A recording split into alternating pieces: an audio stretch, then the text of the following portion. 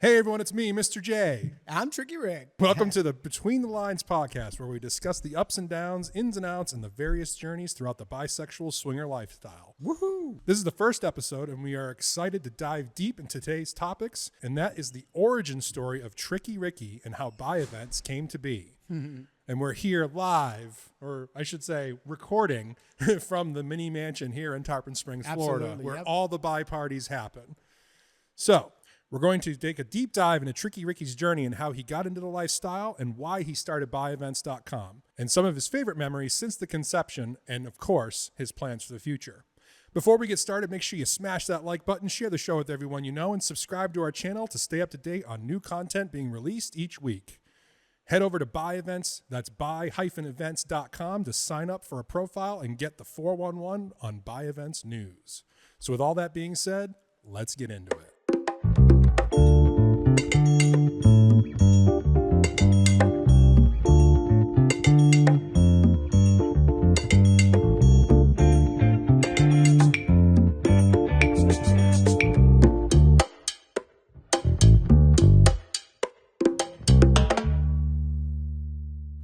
Let's do it.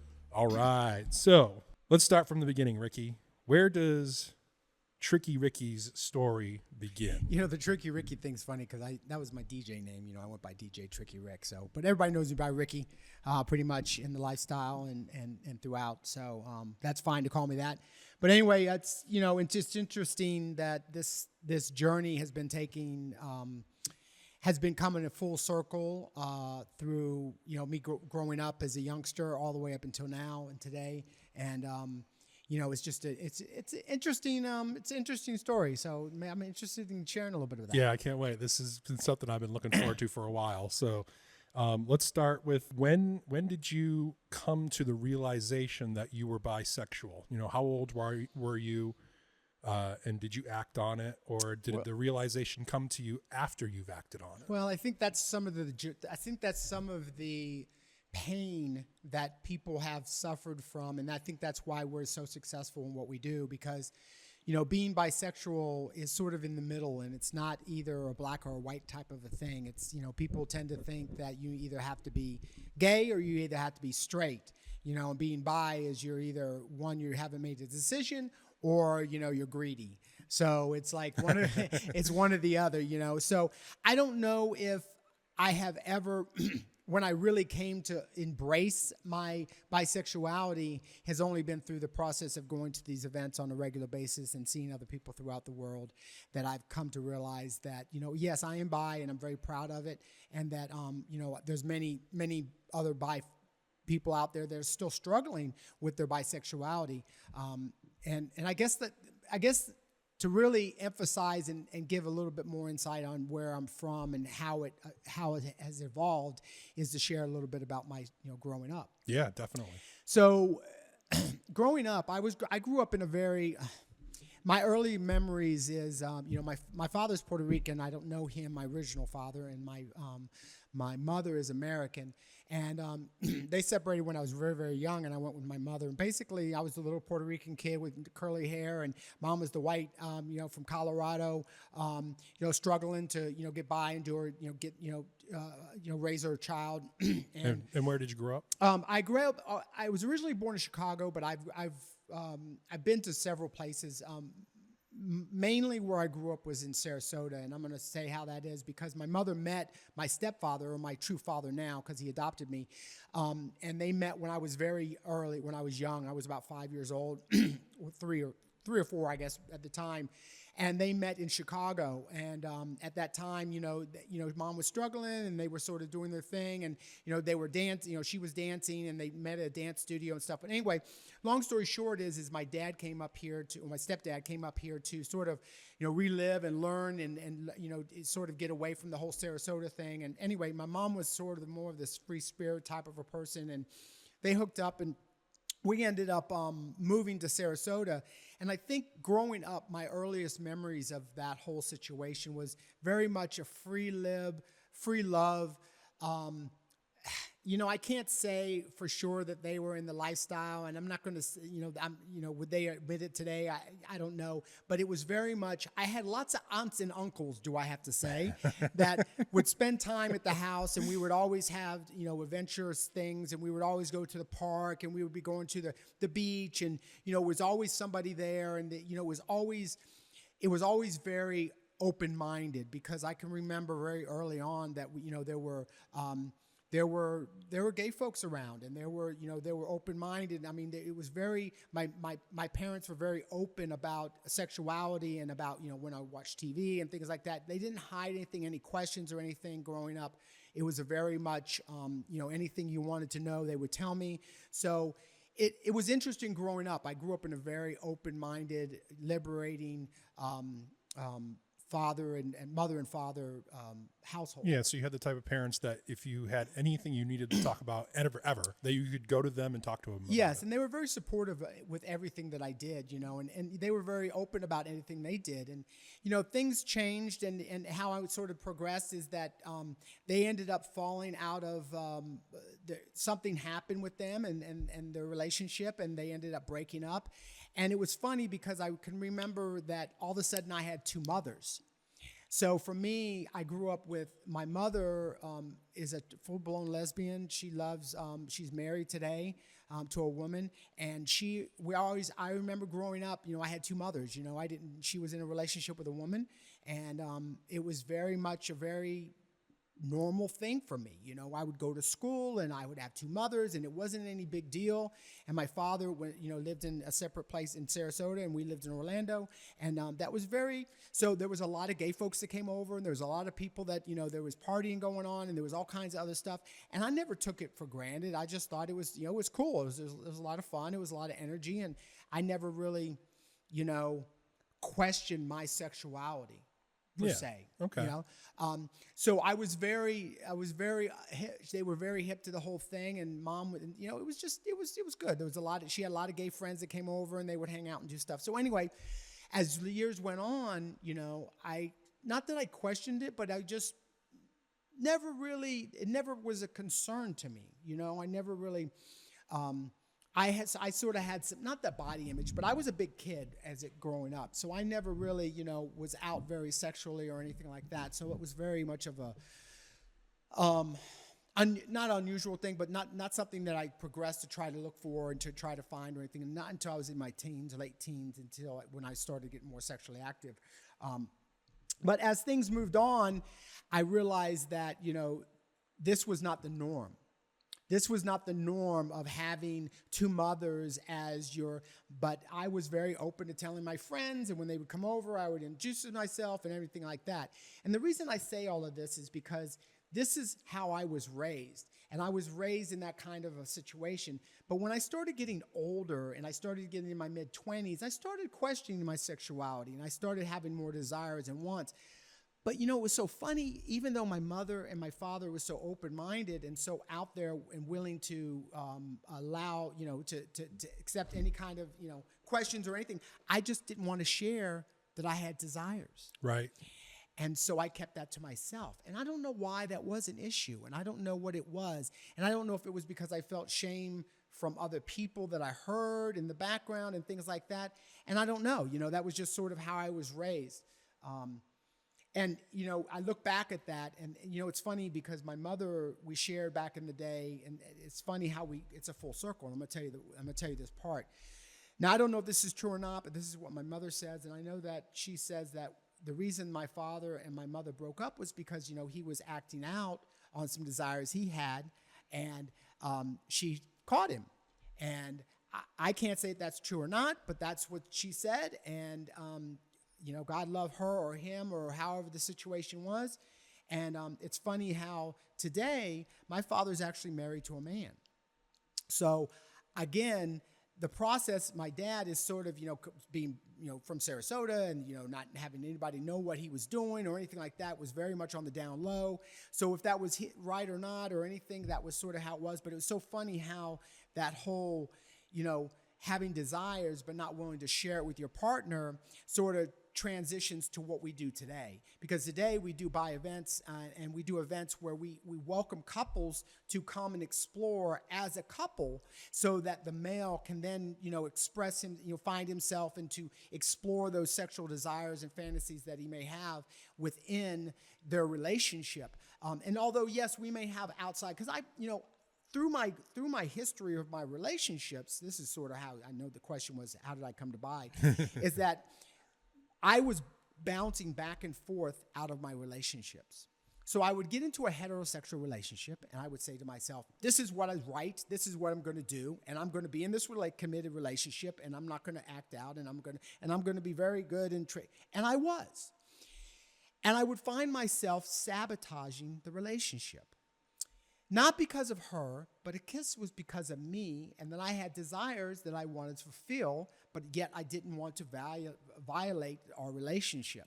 So I would sabotage the relationship, I would break it off, and I would go off and fulfill my needs and wants and desires, and then I would go back either to her or I would go back to another woman, and I would start the whole process all over again.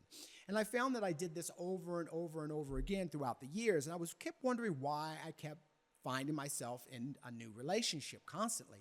And a lot of it was because I wasn't being upfront about how my feelings and my desires were. I think once I started realizing that I had these desires, I would share them with my partner in the hopes that they would join me. And some were like, oh, I don't know about this. And others were like very much excited about being a part of that journey with me. I was like, oh, absolutely. And I found that today in my relationship, I'm like, look, when I first met, I was like, look, this is the situation. I'm bisexual. I like this, and this. And if you're okay with that, and I go to these parties, I'm in the lifestyle. If you're okay with that, then absolutely, I would love for you to join me and be a part of that. If you're not, and you're not okay with that, then I get that. So I think the process has been over a time period of acceptance of myself through that awareness, if that makes sense. Yeah, 100%. Like with Kitty and I came out to her right away. But like you and I have a lot of parallels. Like I was a serial monogamist my whole life. First girlfriend at 16, and then by the time I was 28, I had half a dozen or a dozen girlfriends, and had all these desires that I had wanted to outlive, but never had the courage or the guts to bring them up to my partner. Mostly with the fear of being shunned by the partner. Correct, exactly. The last partner I had before Kitty was definitely one of those women who would have gone that way. So no, I get it 100%. So that's that. I didn't. And we live in that fear. And I think that I guess the full circle is that when I started bi events, it was out of a necessity. And I think that I say that and people ask, what do you mean by out of necessity? I think the necessity is that I had a desire. My heart and my head were not there. They weren't parallel. They were in conflict. I felt like that I wanted desires and I had desires, but my society or my head was telling me, no, that's not right. I couldn't be just bi. I had to be either gay or heterosexual. You see what I'm saying? Yeah, black or white. Black or white. Yeah, right. And that was sort of how it was. And for me, and growing up in the lifestyle that I did with such an open-minded, and my mother and my father and everybody being and both of them are very supportive now. They know exactly what I do. They do the parties. My mother and Margie, they love me. Every time I do a party, they're like, how was the party? What happened? How'd it go? How many people showed up? I mean, they're so in love with it. And so is my dad and his husband. They're very much, how's the parties going? What's going on? And they're very supportive of that. In the LGBT community, there's a very lack of the B, which is the bisexuality. Correct. It's either you got to be a lesbian or you have to be gay, right. Or queer or trans, or, I get it. But for me, it was like, there's a need for that bisexuality. And the point is that I struggled with that throughout so if I struggled with that, with having such an open-minded family and relationship and everybody, how was it that the people that are in Ohio, in California, right. And Canada, and, Illinois, all over the world, that don't have that support growing up, so I was like, let's build a community that it focuses on having events that we can get together, not on the phone, not on the podcast, yes, this podcast is about getting the word out, but it's also about getting together at events. Right. And those events are geared towards people actually physically interacting with people, and then also being able to physically explore and ask people questions and learn about things and, how to do such. So when we do our big events, we do actually seminars where we have people come out and speak and talk about different things and various events so that we can educate people. I think that's really more what this is about than anything. I 100% agree with you. Since I've been coming to your parties for the last 4 years now, you say you're customer number one. Well, I'm customer number two. That's the joke. That's the inside joke we have. Yeah. And I credit you a lot, Ricky, for me becoming who I am because of your events. Yeah. They really mean a lot to me. It's the one event that I don't miss. I hope that people find their own way through their own process. Absolutely. These podcasts I want to do are more about people sharing their own experience, strength, and hope. When they share their personal experiences on a personal level, unedited, straight from the heart and the soul, people realize that and they see that. And I want people to hear to the fact that you're not alone.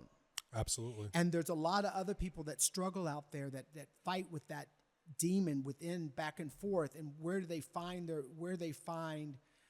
their place?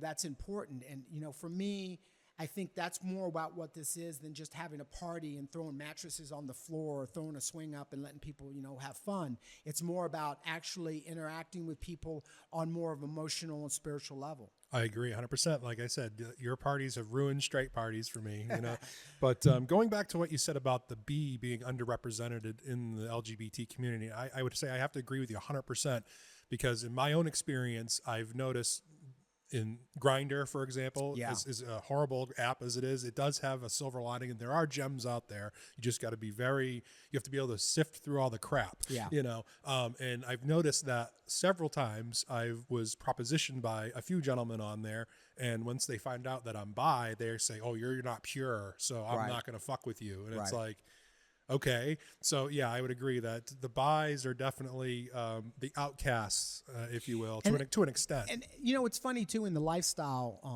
and I say the lifestyle, if people not really familiar with the lifestyle, is, the swinger lifestyle per se. Yeah, I call it the pineapple lifestyle. The pineapple lifestyle, okay. There is a lot. I was out. I remember sitting at the computer many, many years ago, and I don't remember how long ago. I don't want to date myself. But I sat at the computer, and you got to fill out the little profile deal, and then one of the drop-down menus was, what's your sexual preference? Yeah. And I sat there, and I thought, if I'm not going to be true to myself, and if I can't be who I am and want my desires, then, what am I doing? Why am I going to keep running in this circle of I'm going to continue the same process. So I made a decision to click on bisexuality. And, when I thought to myself, and even afterwards, it's like, wow, I'm going to be judged by all these people. And I thought, you know what? If people judge me for that and they're for some reason hateful or not like me or whatever for that, then I don't want those people in my life anyway. That's just like it's a quick filter to remove them out of my life anyway. 100%. But it still weighed on my brain in the back when I would go to parties and events that somebody would look across the room and go, oh, there's that guy, Ricky, he's that bi guy. But the funny thing is that behind closed doors, they're all about it. They were all just all about the, hey, me and my wife were talking about da da da da.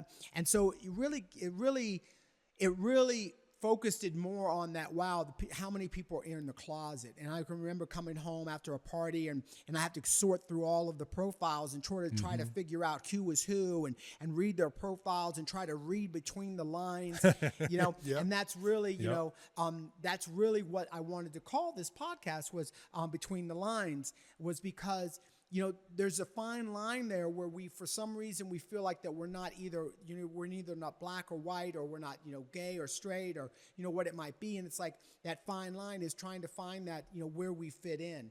And I think that's really where this whole process has come around to, is like, finding ourselves as being who we want to be without the fear of being judged by other people. And we still will be judged by other people, but we're judged by people all the time anyway. Right. And might as well be surrounded by people that we're all weird, as I always say. We're all weird, so why not surround yourself? Yeah. Right. So why not surround yourself with people who are equally as weird as you are? Exactly. So that actually, one of my questions was, how did you discover the pineapple lifestyle? Like, I know you grew up in an open-minded household, but how did you actually discover the pineapple lifestyle? So I think I was in the pineapple lifestyle. I'm going to say the pineapple lifestyle. That's weird to say that, but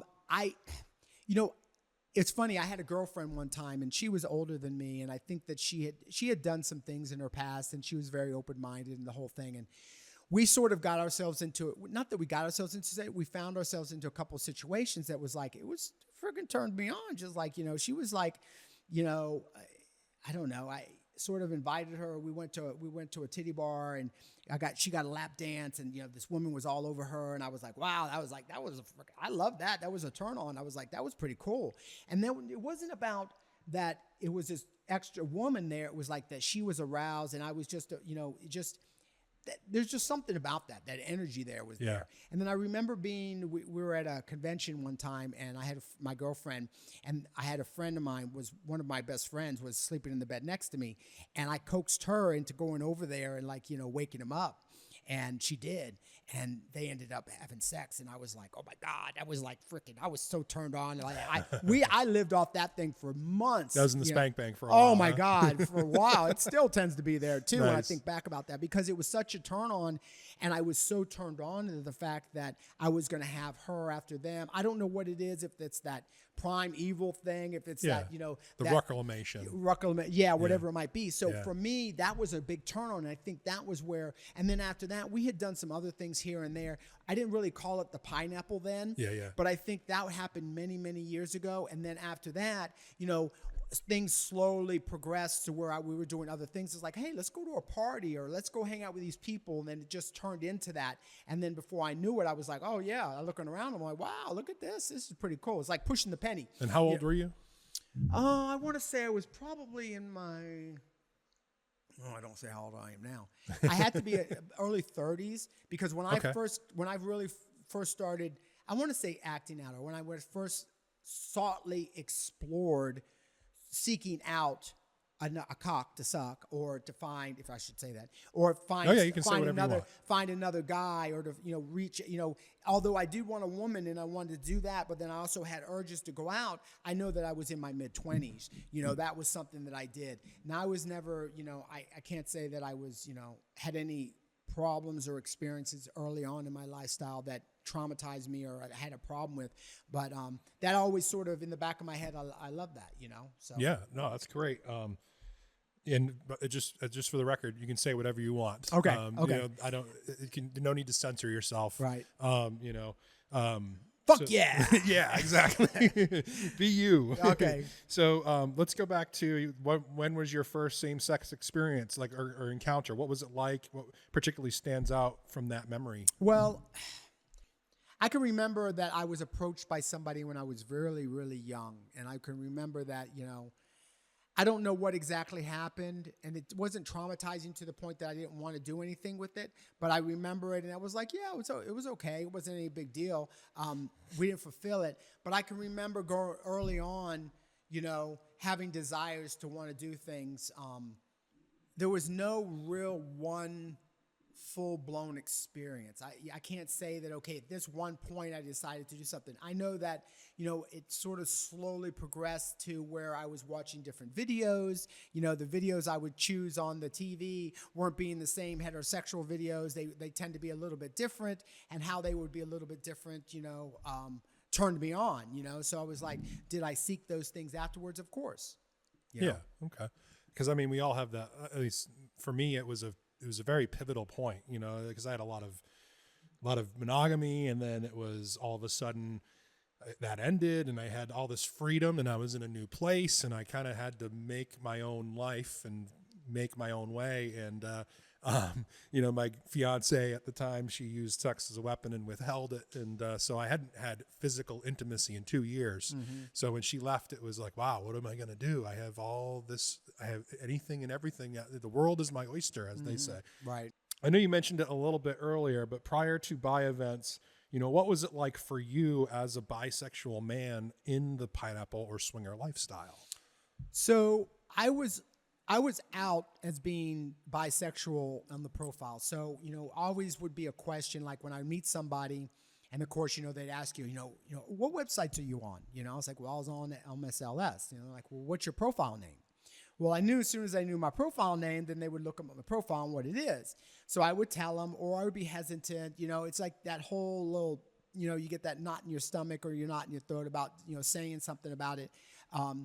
It just got to the point that I would just, they would either know about it or they wouldn't, and sometimes, most of the times, people would either be very, very accepting of it or not. It was a navigation through that whole, wanting to play. They knew I was bi and they wanted to play, so they would approach me and say, hey, would you mind playing? And then of course I look at his profile and he says straight, and then they're acting straight on the outside, out by the dance floor, but as soon as the door closes, he's all over my whatever.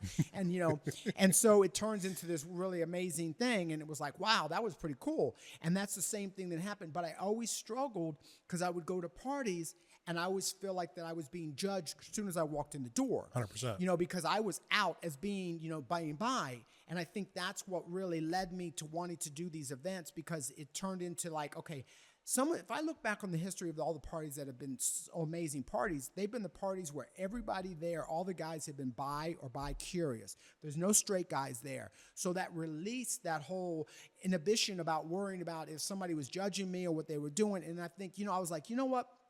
That's the kind of parties I want to do. There's so many people doing pineapple parties everywhere else. They're doing the same damn thing that everybody else, and they're competing with everybody else. I said, you know what? I'm going to do this, and I'm going to start from scratch. And I started with just myself and a couple people that we knew, and we started doing parties. And then before you knew it, it's been growing up all around the world. Before you had the idea, do you have any like memories that might stick out that was a really great experience? I would love to share that with other people. So I think that the one story that sticks out is I have a friend of mine, and we ride motorcycles and stuff together, and we ride across country, and a lot of them are from a different, I don't want to say different class, but there's sort of a different niche, a group of friends that I hang out with. And, I'm very open to them, but I don't really put it out there with them about me, and I just do my own thing. And anyway, long story short, during the pandemic, and this is a story I like to tell, because during the pandemic, I was working as an auto mechanic, and I was, working, 9 to 5. I was rugging around. I was living paycheck to paycheck, and I was just struggling with surviving, and do I really want to continue doing this? And I was doing multiple other, trades. I was doing the DJ thing on the weekends, and I was doing the photography things on the weekends, and I was doing the welding thing on the weekends, and I was just doing whatever I could to try to survive. I was pretty much, at the meantime, I was working in a mechanic shop. I really wasn't making a lot of money. It was a struggling shop that had been there for many years, and there's a lot of competition and stuff out there. So anyway, during the pandemic, my boss was like, okay, I'm done. We're going to put up my hat. I'm going to leave. Do you want to take over? And I sort of was faced with that dilemma. Do I want to take over the shop?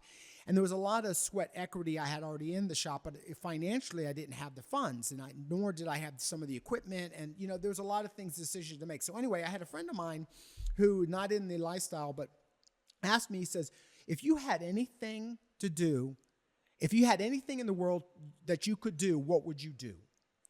And I was like, wow, that's a hell of a question. He goes, anything. Just think about anything that you would want to do. What would you want to do? And I was like, okay. I would love to travel the world, and I would love to help people. Those are the two. Ultimately, that would be the goal. It wasn't a financial thing. It wasn't anything about that, I would love to make $1 million or whatever. It really wasn't. It was about that I wanted to help people. I'm from a recovery background. And it's about sharing with other people to help them change their lives. It's always been a part of my life. I've been in recovery for, God knows, going on 36 years or so now. You just dated yourself. Yeah, I know. That's just, yeah. I'm pretty old now, but I'm getting there. But anyway, that really, just in recovery, I was very, very young when I got into recovery. And so I was really much a part of people sharing their experience, strength, and hope, and not living, in that lifestyle anymore. And they wanted to change, and they were fighting with demons and the whole 9 yards. So sure. For me, that was sort of like, wow, I would love to do that. And he goes, well, why don't you do that, is what he says. And I'm like, okay, well, I don't know what that means, but okay. So at the time, obviously, I was very much open-minded, and I was searching for different paths, and I very much of a YouTube channel watcher. That's pretty much what I watch more than anything else. And I watched something that was talking about inspirations and about following your passions. Mm-hmm. And the passions, it says, you want to do this YouTube thing, because I'm thinking about how I can do a YouTube channel and do all this other stuff. And I was thinking, you know what? They said, find a niche and follow your passion. And I'm thinking, and they said the best ones that ever survive are the ones that do that, just that. They find their passion and they find a niche and they follow it and they keep plugging away and they do just that one thing. They don't try to do 20 different jobs and occupations. They just do that. And I was like, it hit me like a ton of bricks. And I was just like, you know what? I think back and it's like, I love this LGBT community. I know that there's no B is not represented, and I'm doing these parties already to helping other people in the heterosexual realm. And, I want to do my own parties. So I was actually a part of a pineapple group, or a pineapple house party, I guess you want to call it, sure, that I worked on, that I actually was asked the owner. I said, would you mind if I do a party of my own? And he was like, well, what do you want to do? And I said, well, I want to do a bi party. I want to do an all bi. All the guys have to be bi or bisexual. Even him being the owner, I'm like, look, this is the deal. Unless you're going to admit you're bi or you're bicurious, I want this party to be only the people that are bi or bicurious. Nobody else here. No guests, no staff, no nothing. Just us. And he said, okay. And it started off, I think there was about 20 of us. I remember. And there was a couple of us that, are still here around to the parties.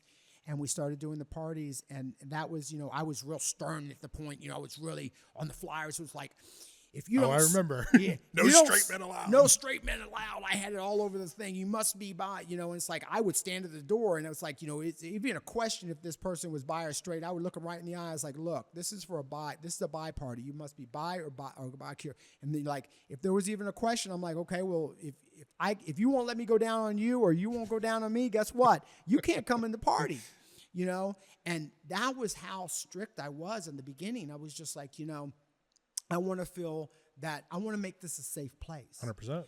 And that was what's important, because I know what was important to me. Even if there was one person standing in the corner that could be just standing there, and I had an idea, I thought maybe that they would be straight and they were judging me, it changed the whole vibe in the room. So that was the most important thing. And, with that being said, and with that as strict as it was, I think it became very, very successful, because that's what basically turned us into what we're doing today. Oh, 100%. I mean, I wasn't your very first party, but I was probably at the second or third one. Yeah. And, there was 40 people there, and we all became very close. And now it's like you said, it's turned into a community. That's one thing I really love about your parties, is that it's not a party. It's not. It's a meeting, if you will. It actually, that's one of the reasons I no longer go there anymore, because the owner was like, got to the point, he was like, how are you getting all these? I mean, it got to the point where it was like there were so many people at this party. It was like, what the heck is going on here? You were outperforming them. Yes. Yeah. They, all of a sudden they were like, can you do 2 parties? Or, can you do 2 parties a month? And I was like, wait a minute, this is turning in. This is not. And then now he's starting to want to let other people in there that aren't a part of the party. And I'm like, wait a minute, this is changing my reputation, and I'm not doing that. Right. And that was when I got to the point I said, no, this is not worth it. I'm not going to do. One situation is not going to. I'm not going to do that, because people feel comfortable when they come there, because they know they're not going to be outed, because they know everybody else is there is part of the party. If there's just one person that's not, then it doesn't work. Right. 100%. 100%. That actually answered the question I was going to have, is tell me about the conceptualization. So we got that. So check. All right. So how many parties in did you realize that you had something really special and that it was unique and unlike anything else out there? I still struggle with that. Really? Yeah. After 5 years, you're still struggling with that? And having world events too. Yeah, I still struggle with that. I think it's because do you think it's some kind of like imposter syndrome or something like that? No, I just, it's like a, is this really happening type of syndrome? Like a, I'm just doing what I feel right, and what I'm trying to just help improve people's lives. And I'm not trying to go, I think when I got on the platform ML, which is the platform we use to book rooms, we book tickets and do all that kind of stuff. And it's very heterosexual there. There's everybody and their brother. There's all kinds of clubs across the country and across the world that use their platform. And it's very much geared towards the pineapple, so it works very well. But when I was talking to the guy that ran it, or he basically, the salesman, he was like, you realize there's nobody in the world doing what you're doing. You know that, right? I mean, this is at the beginning. This is like, in 2020. And he goes, you're the only one doing this. Are you sure? You need to throw some regular party. You should throw some regular parties because that's where the money is. And I was like, but that's not what I'm looking for. That's not what I want. Right. I don't, that's not going to make me happy. It's really not. And what I want to do is do these parties. And, even when I promote parties, I don't promote other parties that are not specifically bi-oriented parties, period, because I want to and I also need to make sure I know that they're running them the way that I would run it, so that when I refer them to people there, that they feel that comfort and they feel safe, that they're just not going to be, going to some place that, I'm recommending and it's BS, Right. So I think through that process, that once I had people in the lifestyle come that have been doing podcasts and have been doing lifestyle events for many, I'm talking longer than I've been doing the lifestyle, have come to my parties and gone, they'll watch the party. They watch the party, how people show up because I have people show up specifically between 8 and 10 o'clock. And this is a typical party. And then at 10 o'clock, we do what's called a round robin. After the round robin, basically the round robin is, so the first part, 8 to 10 o'clock, is where people can come, mingle, show up, get their drinks on, bring food, and people just, socialize and sort of get to know each other. It's almost like a meet and greet type of situation. And then at 10 o'clock, I stop the music. I get everybody to come into the living room, and then we do what's called a round robin. I've done 80, 90 people in 15, 20 minutes. I mean, it's a real... I'm always very impressed. You had a room of 100 people I saw one time, one party I went to, and within 20 minutes... Everybody said their little spiel, and you got through all your announcements, and then and then a lot of it has to do with it. It's very interactive with them and allow people. People are going to share a little bit what they want to sort of make it a light lib. But it's more about what their desires are, what they want, what they're looking for. If they're new, if they're old, if they've been whatever. I mean, it usually only takes 15, 20 seconds for somebody to say, hey, I'm Ricky, I'm bi, I'm very much excited about coming to this new party. I'm a bottom, I'm, condom preference, it depends. We could talk about that. It just depends, I'm open-minded, and that's pretty much my spiel, and there's other people that go into a little bit more details and they give their sort of their rules and what there is. And, it's not necessarily for the people around the room. It's for that individual. 100%. Because that individual is now identifying with where their limits are and where their hard faults are and what they would desire and what they want. Because how many times do you question that? Maybe you haven't, maybe you haven't. When people laugh, somebody goes, oh, I'm going to some AA meeting or something. It's like, but in reality, maybe it might be, but that worked for some reason. And the reason it worked, I think, is because, it's about the self-evaluation and where we're at and where we want to go and what we want to do. And then it also helps us connect with other people across the room that, oh, wow, I'm the same level as you are. I'm the same level. So that spawns on that whole quick dating type of a situation. And now, so what happens after we go around the room and everybody does their thing and I make my quick little announcements. We usually do that by 10:20, 10:15, or 10:25, somewhere in that neighborhood. By that time, I'm basically say, okay, that's it. If you have any problem, make sure about consent. We go over that, make sure everybody knows about that and what consent means. And then at that time, basically we say, if you have problems or questions, come back and see me. If not, go and explore and have a good time. And usually it's really amazing because everybody just dresses down and then it just turns into a freaking party everywhere. One thing I've noticed, like every party, like clockwork, you finish the round robin, you say, okay, everybody, go at it. And then, you do get, I'd say a fifth of the people, maybe a quarter of the people, they still continue to socialize. Yeah, and they some do do. their thing. Sometimes it's the new ones that don't like. It's like they look around. They're like, okay, there was 100 people in this room, and now there's nobody in here but us. And like, where did they go? Right. There's 7 bedrooms, and every room has 30 people in it, And or 20 people. And it's almost like you give everybody permission to play. And the other thing is everybody. One thing that I noticed on like regular parties, everybody has their own level of comfort. And so they come in and they're new and they're sort of wondering what's going on and sort of filling the room out and who's there and who's not. And they get their drink on and they sort of get a feel for what's going on. And then somebody new comes in the room. And then now they have to reevaluate that person and what the situation is and where they're playing at. And then they sort of get the feel for that and they're cool. And then somebody else comes in the room. And then it changes that dynamic. Mm-hmm. This way, it's the first 2 hours, pretty much everybody shows up, is there. Right. And then at that 10 o'clock, I close the doors at 10. Basically, at 10 o'clock, the doors are locked. Unless you've been to the parties many times before, we know who you are and you're running late, that's fine. We'll take care of that. But no, typically, we don't let nobody in at 10:30 or nothing after that, 10:30, 11. No, and not absolutely. Because everybody that's here is here. It's not like you're not going to wait for somebody new or for even better to come along. Right.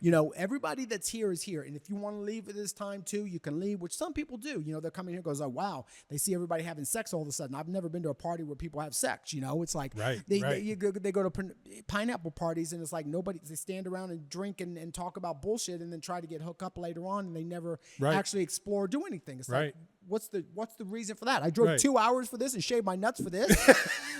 Really? Right.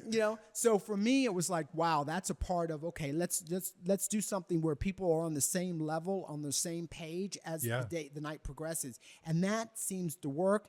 And it's, again, been a rinse and repeat. And like, and how, it just happens so organically. Yes. Like yes.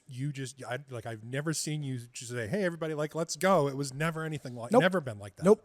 It's always been, okay, we're gonna chat and chit chat and socialize, and then, okay, here's the announcements, here's round robin, and then boom, everybody just goes and does their thing. And it's funny because there's a lot of old timers, I would say old timers, but there's a lot of ones that's been around a lot that come up to me. It's like, what? Let's do the round robin at 9 so that that we can get fucking before. I said, go ahead, go play now if you want to. You don't have to abide by our You don't have to time do that. schedule. Yeah, I do make sure that people that are new and anybody that's there do have to be a part of the round robin, because that shows, like, if you don't want to talk to somebody and you're not going to have a conversation with them, why do you think they're going to want to fuck you? Right. Or why have sex with you if you don't even know who they are? I mean, there's something about that. I've had guys that come here and they want to go and hide down the hall and not be a part of it. And then I'm like, oh, bullshit. No. Unless you're going to be a part of the round robin and express, at least say what your name is and what you're about, then, why would I have you at this party? It's a 100%. freaky thing. It's weird. It's creepy. I don't want it. I'll take your right off the list in a heartbeat, and you won't allow to be back on the parties. And it's funny you say that, because my first couple parties, I came with somebody, and then it was a relationship that I was in, and that didn't work out. And I was like, well, I still want to go to these parties because I had a lot of fun. And I'm like, you know what? I'm just going to go. I'm going to go to single male, and I'm going to talk to every single person that goes, because you know what? If I don't talk to them, I'm going to be that creepy single guy that sits in the corner, and I don't want to be that guy. So because of forcing myself into this situation and forcing myself to get to know people, it changed me, and I will say that your parties, they've really, really changed me fundamentally. Because 5 years ago, I would never go to a party by myself and never talk to anybody. Or talk about, I was always the wallflower, and it kind of forced me into it, And that's I think what, this whole process is about. Again, it's about self-awareness for one's inner soul and their inner peace, because now they've sort of connected the dots and they're connecting that, wow, this is my desires and this is what I want. And some people give me a hard time too about the process that I go through of venting people. It's not an open door policy. So, right. You just can't come to the door and give me $5 or give me whatever the money to come in the door for the party, or put it into the little cubby, and that doesn't work. There's a venting process. You have to fill out the form. You have to actually go on. You have to actually put down that you're bisexual. You have to, your name, all that stuff in there, upload some pictures, and wait for me to approve it. Right. And then once I approve it and I look at the pictures and I see everything and I sort of read through the lines and sort of see if this sort of feels right. And I'm pretty good judge of characters. And, through that process. And then once you become a part of the process, then you have to buy a ticket and you have to actually put your stuff in there and you have to go through the process. A lot of that is the process of venting someone's willingness or desire to actually fulfill that need that they have. So if they've gone through all of that and they've done all of that, there's a pretty high chance that they're, it's like there's a pretty high chance that they want to be here or there's something else there that I don't know about. Yeah, I've had people ask me, it's like, oh, but he put straight on there. I was like, yeah, but he went through all of that to do this. There's probably a little bit more there that either he's not even probably willing to admit to himself or to his partner. Right. Yeah, he might be maybe like enthralled with the idea, but he just hasn't admitted to himself that he's bi. Yeah, there's, it's funny because there's a lot of different genres out there, the BDSM and, the hot wives and stuff like that. I always get a kick out of it. It's like, if it's so funny how I can see it so clearly, but yet when you're emotionally or you're in the middle of it, you don't, because I watch like, hot wives type of situation. The wife is down there, sucking this big black dick and she's going to town on it, and then the husband immediately picks the wife up and starts kissing her. Right. He's trying to tell her something. Right. 100%. He's trying to tell her, baby, I want to suck that dick with you. And maybe that might not be admitting that or wanting to be out there, but it's like there's something there that apparently that there is missing in that relationship that's going down. Or, she gets done getting, fucked by this guy, and then he instantly goes and dives down there and starts eating her pussy. Right. So that right there tells me it's like, there's something else going on. And they're like, oh no, I'm straight. I'm like, yeah, well, I don't know about that. The ones that are straight are like, okay, baby, you need to go take a shower and, and then come back and see me, type of thing. I get that. And that makes a lot of sense. That's definitely heterosexual type of attitude. But when they're like, oh yeah, no problem, that's sort of more as an open-minded type, not either an open-minded type of a situation or that. So I've become more now in the years more laxed about it. It's like, who am I to judge? I don't want to judge you, but I think that if you've gone through these processes and do it, and I watch people too when they come to the parties, and sometimes, they might be acting a little weird or they're doing something, and the couple comes there and I can get a vibe, and I hone in on that really quickly and try to answer any questions they have. Sure, for sure. So you've done all these parties, you got this following growing, and then all of a sudden you're going to Hedonism for Bi Week. So tell us about the first time you went. So that's or how did that come to be? So that's interesting that you say that. So that was sort of when I was saying of how the parties go, and then once you get into the round robin, and then all of a sudden everybody breaks off and they go into the instantly play party. I had a very, very good friend of ours, Tom and Bunny, who actually are very supportive of me, came to one of the parties. They were here locally at one time, and they came to the party because they wanted to check it out. And I told everybody they were there, and they came and they watched it, and they were like, after the round robin, like they did the round robin, and then they instantly looked around and they're like, what just happened? And I was like, what are you talking about? They're like, okay, we've been in this lifestyle. We have never, ever in our entire life seen this happen. I was like, what are you talking about? Like everybody's just instantly, like they're all playing, like everybody's in the rooms. It's like this vibe that's here is like, I can't explain it to you, Ricky, but this vibe, we have never seen this before in our life. And I was like, well, this is typically how it happens at these parties. And they're like, wow. And they're like walking around the rooms and they're seeing puppy piles all over the place. And then of course there's a couple people that are by themselves, but pretty much the whole house is open. All the doors are open. It's instantly puppy piles. At 11 o'clock, the house is just teeming with sex throughout the whole. Every swing is full. Every bed is full. There's nobody in the living room hanging out, but maybe a couple people that are, for whatever reason, just here to support their significant other or whatever. So they came to me, and after that, I was doing another party, and I went to South Florida. I was looking for a venue down there, and one of the clubs, which turned into a bust. And it's interesting because when I went back to the hotel, I got a call from Tom Strips, and they said, "Hey, Ricky, we got a question for you." And I was like, "What?" And they go, "Well, we've been doing these parties at Hedos for many, many years, and we're thinking about we want to dive into the bisexuality, having a bi party. Would you be willing to do like a bi party at Hedos?" And, we can give you like 20 rooms. If you can fill 20 rooms, then we'll give you your room for free. And I was like, at Hedo's? He goes, yeah. He goes, I said, but it needs to be a party. It needs to be my party. I don't want it to be, a heterosexual. And he goes, no. We want it to be your party. We want you to tell us how you want to run this party. And I was like, okay, you sure? I'm like, they're like, yeah, because what we've heard the word on the street is your parties are freaking amazing. And it's like nothing like it ever is happening. We want somebody like you to be the spokesman and sort of be the front and center of being, doing these parties. And I was like, okay. So anyway, they gave me some rooms. And this was like, I don't know, it was like 6 months before the event. And they gave me 20 rooms. And in 2 weeks, I had sold 20 rooms. And I was like, I need more rooms because I've got more people that want more. And they're like, what? Now, they're having parties all over the country, from all over different people are going there doing these parties. And they're struggling. People struggle to get people to because it's not cheap to go to Hedo's. No, it's not. It starts off, it's like $250 a person per night to go. And that's just for the basic. And then as you go up, but it's all inclusive, full, all alcohol and the whole food and, all the exclusive, all the excursion, some of the stuff they have on the beach and all that kind of stuff.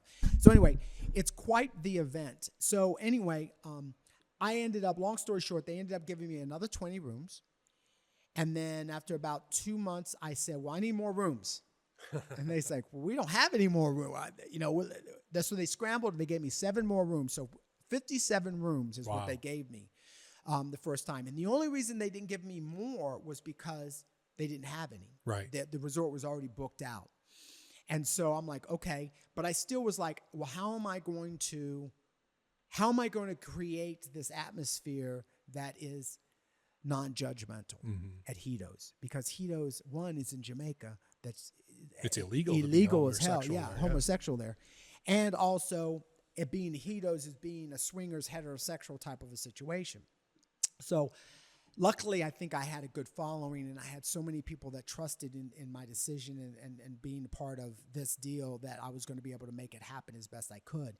And just happened that because of the pandemic, now you got to remember, this was only started. This is 2022, right? Yeah. Like this, the unofficial one was 2022. I just started 20, but so 21. So by the time this was going, about 22 was the first official in October. So what happened is I actually, they did not have the room, the Kama Sutra room, which actually is like it used to be an old racquetball court. It's over sort of towards the end of the resort. And now they turn into a Kama Sutra room where they teach like Kama Sutra, you lay down and how to massage your man and your woman and, how do you get into the aura. And they do a lot of stuff. They're really great about it. But it just happened that because of the pandemic, they were closed. Right. So this huge room that is, I don't know how big do you think this thing is? Oh, Lord. I would say probably, this is just a conservative estimate. I'd say probably 500 to 600 square feet. Yeah, that's about right. So this thing, and it basically like a big open gym, and they got stuff. I mean, it's nice. It's got a nice floor. It's got nice everything, but they have these mats that you do the yoga and do all that stuff on there in the Kama Sutra room. So I said, I need that room. I need that room. I'm going to, and basically I stood at the door and I watched everybody and they had to have a wristband, and that was the playroom. And that was where you could go and explore and have a good time. That was the safe space. Yes, that was a safe space. Now there was other places around the resort, but mostly other people were there. And it was funny how we went there and we did our thing and other groups were like, what the hell's going on with that group?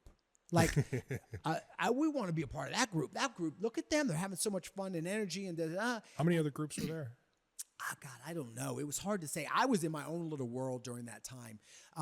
There were, I don't know. But the resort holds 280 rooms. Yeah. So I guess the rest of the resort, 57 of us. So, there was quite a number of other groups. And, of course, there were some people that shunned it and whatever and might have, gave us the dirty nose, turned up their nose and whatever. But I tell you what, because we were such a, a group, and we were so, together, and we were, doing our thing and our party. And of course, people did their own thing in their own rooms and stuff like that. I mean, we couldn't go to the main, they wouldn't let single guys go to the main room, but we had it where I worked with them too. And Hedo's is really strict on having single guys. Right. So I said, can we have a couple have a single guy in there? Because normally they only let single girls go in there. So it could be 3 in the room. And they said, absolutely. And then I said, what about 2 single guys? Could 2 single guys go in as a couple? And they said, absolutely. So that really opened up their eyes to saying, wow. And I think that with just the way the event went and just the response, we had people from other groups, other travel agencies coming to us and saying, how do I become a part of that group? And we said, well, give us a deposit for next year's event, and you can now get your tag, and now you can go be a part of that group. And that's what we ended up doing. It's crazy how the power of positivity, unity, love, respect, and all that can change someone's perspective. And it was just one of those things that, we just didn't really give a fuck, basically. We were doing our thing. We were having a good time. People were out by the pool sucking dick. And then nobody, even heterosexuals weren't doing that out there. It was just sort of like, because they're standing on the other side. Because I went in, I had everybody go into the Kama Sutra room, and we did a round robin in the Kama Sutra room on Saturday night. That must have been great. Oh, it was great. Yeah, we went around the room, and everybody introduced themselves. And it was sort of it was an interesting, quick thing. It was sort of weird, but, it worked at home. So we did it there. And instantly, again, boom, everybody was like, okay. And they started playing. The whole room just became, and that set the tone for the rest of the year. Before we left, they had negotiated with Hedo's, and they had secured a full takeover for next year for us. That's great. And I was like, Scott was like, Ricky, don't worry about it. I got to take it. I was like, are you sure? He goes, dude, I'm telling you, as fast as you sold those rooms and the response that we are getting back, this is a no-brainer. And I was like, okay, are you sure? And they're like, trust us. Yes, what you're doing, you have to just keep doing what you're doing. I was like, okay. So before we left, we had over half the resort sold. Like, we had already rebooked everybody that was there, the other people that were on the other resort, and then the word started getting out. Before we even left that Sunday night, people were already booked coming back for the next year. We were like, holy crap. And I was just taken back by the whole I'm still taken back about how it's all taken over. So fast forward a year to the first official takeover at Hedo. Mm-hmm. So tell us about that. The first official takeover. So the first official takeover, people were like, questioning, how is it going to be a full takeover? How is that possible? It's illegal. I've had people calling me about, it's illegal in, Jamaica and yada, yada. And, I just said that it was going to work, and we weren't really, I was assured by Tom's Trips, by Scott and them, don't worry, we've got the political stuff handled. And I said, okay. So we went there, and it was amazing. I mean, people were just so in tears. I'm talking about grown ass men that are not even lifestyle for everything, that are professionals in whatever, lawyers, in anything, just any kind of, doctors, people that have been very respected in their, were coming to the party, and we're just so thankful that we created this space, not only one that they could be a part of, but they could bring their significant other to. So that in its sense was like, wow, this is something else. And, and that's when it turned into the point of, this is definitely something. And I had people still coming to me constantly telling me, keep doing what you're doing, rinse and repeat. And that's what we've been doing. Yeah. And I know there's one particular gentleman who I've become friends with, and so has Kitty. And when we went for our second time around this past year, we saw him, and he said to you, he went to the first one. It was just to support his spouse and everything. And and then over the course of the following year, he started exploring and started opening his mind. And then he came back the following year. Now he's full blown bisexual. Yeah. And it's funny because I'm a very open book in the sense of, you want to call me or email me, in between times. And he actually called me and said, look, and he was really having a hard time. Like, literally, like, he was feeling like he wanted to jump off a bridge. Like, he was like, I am so freaking, like, he's like, this has opened my eyes to what I want. And it's like, it's so liberating, and oh my God, thank you so much. And, and he talked to me about, what happened to him in the past, and, how he was shunned, and how he pushed that aside. And now that he's there, and, it was funny because, again, he was one of them that came, oh, I'm straight. And I'm just here to support my wife. Yep. She's bi. But yet he's standing in a pool, the swimming pool, naked, next to me, then I'm naked with my girl and like 20 other naked men and women at a bi event. Okay? There is a reason why he's there. Right. If he was straight up heterosexual and he didn't want anything to do with this, he wouldn't be there. Correct. So you can say what you want to say, and I'm not judging. But for me, I just know that was like not working for him. Mm-hmm. It's like people ask me, I'm like, how's that working for you? So for me, I sort of was like, okay, whatever you want. And so he called me over time a couple times, and he finally, with his therapist, he had to go through therapy and do some other things. He came to realize, he's like, you know what? This is what I want. This is it. This is it. And has called me numerous times, and we keep together on conference. And he lives, I don't know, Utah, Idaho, out in the middle of freaking nowhere. Yeah. He drives a big truck. He's a trucker. And of course, all his neighbors are politically not on that side, but for whatever reason, he was like such a loss to have anybody support him in what he was going through. Yeah. And so for us, it was really important to be there. And he's been to some multiple other parties that we've been to. And I love those guys. They're really great. Yeah, they're great people. Yeah. I really enjoy their company. And we continue to have a relationship with them. And that's just like there's people that drive. Not that I drive. There's people, and even these regular mansion parties. We're actually now at the mansion. We're getting set up. We're going to have a party tonight. But there's people that fly in. Okay, these people. There's a couple that comes from New Hampshire every month, like New clockwork. Hampshire, Texas, California. They Chicago. get on a plane. They fly. Yeah. They get to the airport. They fly. They get to the event. They get to Dallas. To Tampa. They then get an Uber. They go to Airbnb to come to one party on a Saturday night because there's nothing else like this. And then the next morning they get back on the Uber. They go back all the plane, and they go all the way home to get back there to go back on Monday. And that's one part. And I was like, wow, they go through all of that just in order to come to a party to be a part of. So again, I think this is a bigger thing than just me. I tell people, this is not about me. It's a bigger event. And I was going to ask you, Ricky, like, so with all that said, you got the couple from the Midwest, the flyover states as we call them, and you're changed his life. You got people coming thousands of miles all over the country, all over the world. People from Canada coming down here. So, like, how does that make you feel? And I know you said earlier, well, I don't really, it's been like, I just don't believe it's real, but really deep down, how does it make you feel knowing that you've had such a positive impact on people's lives? Very humbled about it. You're a very humble guy. Yeah, very humble. You don't have an attitude about it or nothing. It's not,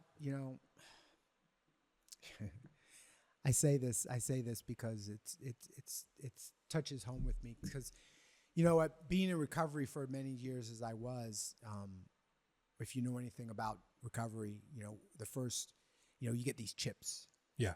And then, they're milestones. Oh, I made it to 30 days, or I made it to 60 days, or I made it to a year. And then, it's a big party. I made it to 2 years. Wow, I made it to 2 years. Oh, I made it to 10 years. Wow, and everybody applauds you, and it's a great thing, and da-da-da.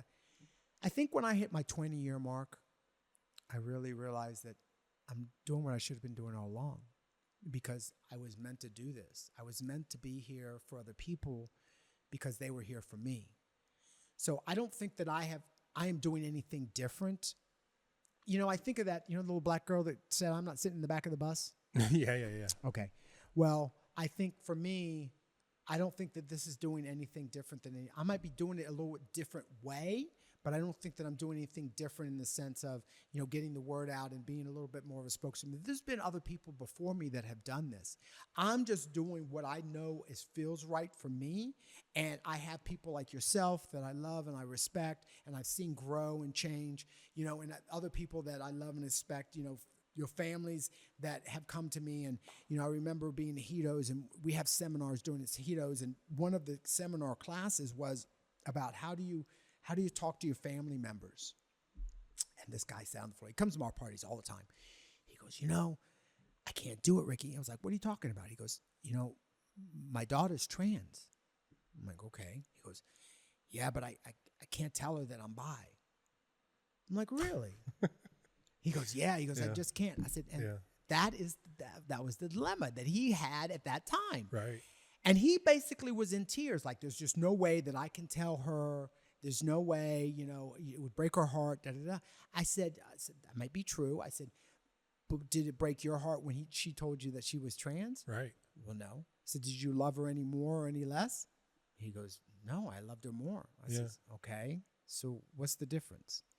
So with that being said, he sort of was like, he sort of shunned it off into a question or whatever.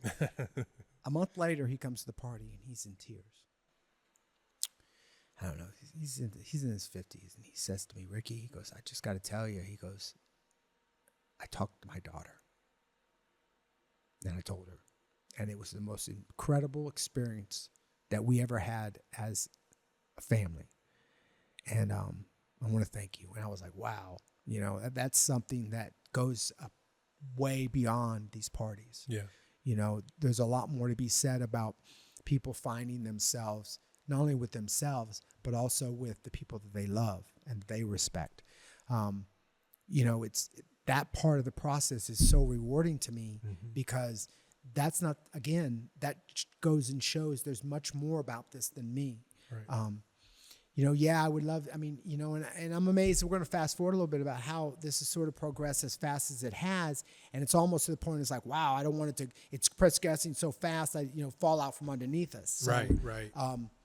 So that leads us to where we are now. We're actually, this year will be the first time we're going to do 2 events at Hedos. Yeah, that was actually going to be my next question. So tell us your plans for the future. And I know we're partnering together. We're doing this podcast. And this is something new and exciting. I'm excited to partner with you and, my band and everything. Maybe we'll do an event where we do some live music and have a show and some entertainment.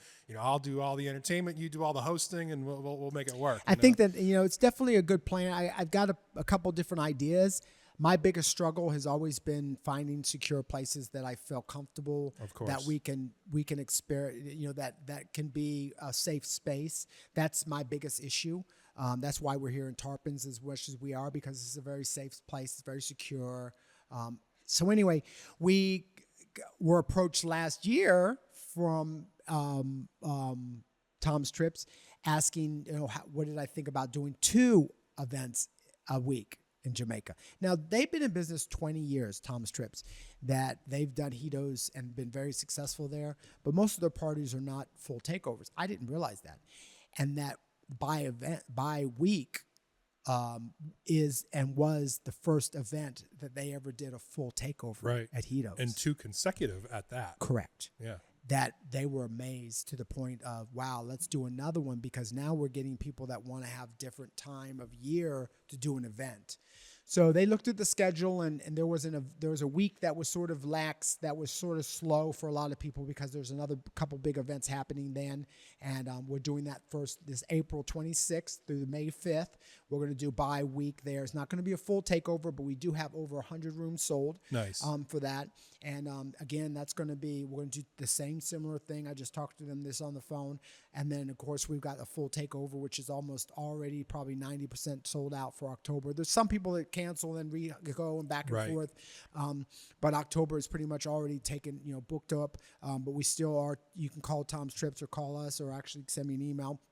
And then, so with that being said, that's sort of what I wanted to do. But then I wanted to add another element. And I think what I've always sort of had on the back of my head is, especially with like how people tell stories. I used to go when I was in recovery. We did, I'm still in recovery, but we used to go to conventions and stuff all the time. There used to be speakers. And the speakers used to share their experience, strength, and hope. And they used to share about, where they've come from and how they got here and where they're going and what they're doing. And they used to have tapes, and then people would buy those tapes and they would pass them on and they would do other things. I always envisioned that we could do similar to that, but do it more on the podcast type of situation where we can then actually interview couples and ask them how have they come to their decision.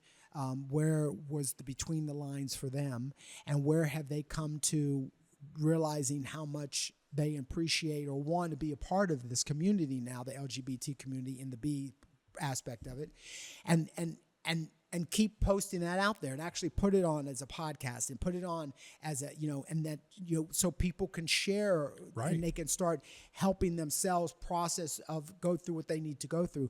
So I think that, if anybody needed to or wanted to actually share their story, they could reach out to us at bi-events.com. And then we can actually set them up and we can do a little podcast and we're working on how that's all going to look. Yeah. So that, I was going to say that brings us pretty much to the end of our discussion here. We are looking for anybody out there that's been to one of Ricky's bi events. Contact us, reach out. We'd love to have you tell your story in a similar format like we did today. And on the next episode, it'll actually be my turn. Ricky and I, we're gonna swap seats. Oh, we're gonna swap? Yeah. Okay. We're gonna flip. So I'm gonna bottom. He's gonna top. I'm a switch. I'm a switch. Yeah, That's me okay. too. So, and I'm going to talk my story and all that, and that's going to be so much fun. So, but before we do our exit and our outro, is there anything else you wanted to shout out today, Ricky? I think that the biggest thing is that I'm just very grateful that, that I feel like that I've found a place that, is working and helping people change their lives. And if you're struggling and you're having a hard time, remember, we've always been there. I've been there. Even with having the family that I grew up with and the mother and the people that I have around me that I love, that love me, I still struggle. We all struggle. We all have our demons. We all have that in our soul or, that we have a hard time with. But I think that that's what this is about. It's about learning that we can be who we want to be without having to be a fear of a judgment, especially with the way the world is today. And I'm looking. It's so divisive. Yeah. And what you do is you bring people that have different worldviews and different ideologies because we don't. That's not the purpose of being here. Yeah, it's not. It's not. We leave that outside. Mm-hmm. That stays outside. And we can come in, we can come together, we can have different opinions, and we can love each other, and we can express our respect for each other. And we can have a good time. And I think that, even if you did have different views and different opinions, there's room for discussion with that. There's a time and place for everything. Of course. If you're struggling with certain issues, there are certain issues in the world right now that do affect us as an LGBT community. And I think that if that is something that needs to be expressed or desire to talk about, that we can do that. There's places for that. Of course. And I'm, excited that we're starting a new phase of this thing. Yes. I heard some of your podcast stuff that happened. It's very nice, very professional, sounds very good. Thank you. And so I think that this would be really, this is a no-brainer. I think that 100%. Once we start doing this on a regular and we start getting a good following and we start getting people more involved in what we're looking in our vision, in line with ours, just we've done all along. Oh yeah. So just the next step, like you said, it's the next step. It's the next step. And again, it should be more of a natural. It should be very natural. I mean, even getting together and doing this has been a process. I know that I'm crazy and you're crazy and we're doing our things. But we do have to take time out and take it. It's important. It's important. Sometimes that taking a step back to look at the whole big picture is important because we're so focused and we're so right in the middle of that whole thing that we're blindsided. We're so not we're not seeing everything. So for me, it's all about that. The awareness that is there, important to continue this growth and to continue to help people change their lives and come to realize what they need and maybe question themselves and challenge those questions. If you have questions that were told to you early on or something that was going on, question those questions. Ask yourself, is that real? Is that true? So with that being said, I'm real grateful for you and thank you for letting us come on and do this podcast. Oh yeah, I'm excited, and I think I think what we'll do eventually is once we get 5 to 10 episodes banked and ready to go, then we'll start releasing them, and then we'll just record them as we go, and we'll just continuously release material, content. So I got a little plan going on. So we'll talk offline about it. But I figure. Well, everyone, that wraps up this introductory episode of the Between the Lines podcast. Be sure to smash that like button, share the show with everyone you know, and subscribe to our channel to stay up to date on new content being released each week. Head on over to buyevents.com. That's buy-events.com to sign up for a profile and get the 411 on all Buy Events news. Tune in next week where Tricky Ricky and I will be swapping roles and I'll be in the hot seat to tell my story. We look forward to seeing you at the next Buy Events party, at Buy Week at Hedonism, or maybe one of the Metamore meet and greets. Until next time, everybody, I'm Mr. Jaye. And I'm Mr. Ricky, Tricky Rick. Stay positive. Love your life. Love you guys. Live your life to the fullest. Don't let life live you. Yes, that's it. Yep, so. All right, everybody. We'll look forward to seeing you next week. Love and peace, everybody. Have a good one.